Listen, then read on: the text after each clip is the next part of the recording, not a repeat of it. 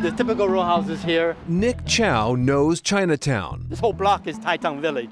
and Chinatown knows him. I've been on the board of the South Cove Community Health Center. I'm on the board of ACDC, the Chinese Consolidated Benevolent Association, Chinatown Neighborhood Council, Bunkyo Community College Foundation Board, and I was on the Asian American Commission for 2 terms, 6 years. His family has owned Tai Tung Pharmacy since 1977. We're still in existence due to our service to the immigrant population. Most of our patients are of low-income background. Because of our ability to be bilingual and explain to them about everything, that's why we have so many pharmacists. Eventually, Chow left the pharmacy and opened Tai Tung Realty. His clientele, mostly immigrants. It's been changing, so the people who were here for a long, long time, most of them are renters, and when they have enough money, then they start buying properties in Quincy or Malden because of the public transportation. Chow's seen Chinatown grow and rents rise. The one-bedroom average price is $1,200 to $1,800 for a tenement.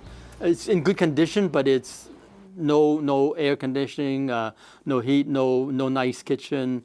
It's very basic. The higher end things, those one bedrooms are $2,300, $2,400 and up a month. And the average income of a restaurant worker is around $15,000 to $20,000 a year. The numbers just don't work. We know that Chinatown has Bing over Chien 100 Ma years of history. knows those It's a numbers place where a lot of personally. Chinese Suzanne Lee provides translation. So it's a working class family. I work in the restaurants, and my wife does the housekeeping.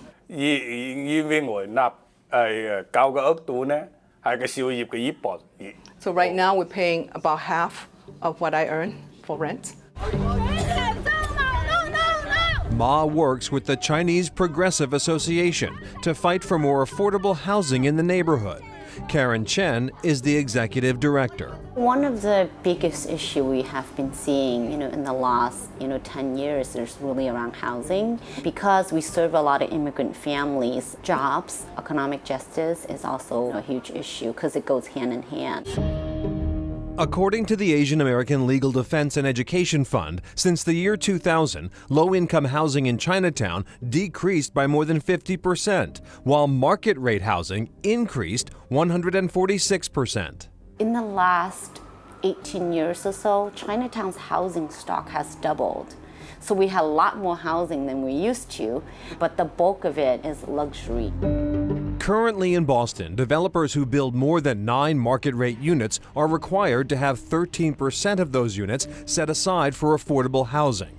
But developers can add more affordable units if they choose to do so. For example, You have, 15% affordable, but the other 85% are luxury. So you're completely changing kind of like the type of housing that's available. The city actually is trying to increase what's called the inclusionary development policy. alternatively, developers can pay towards a fund the city uses to create more affordable housing.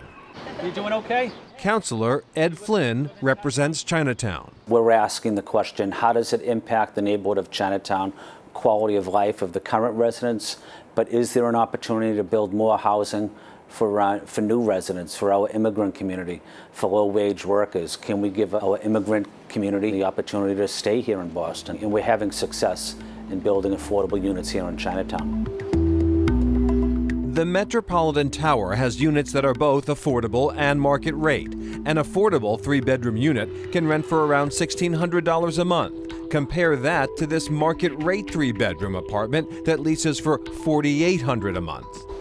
And when it comes to affordable housing, demand still exceeds supply. My name is Mei Chun Huang. So I used to live in one of the side streets in Chinatown. 因為我 And then we got evicted because the landlord wanted to sell the building.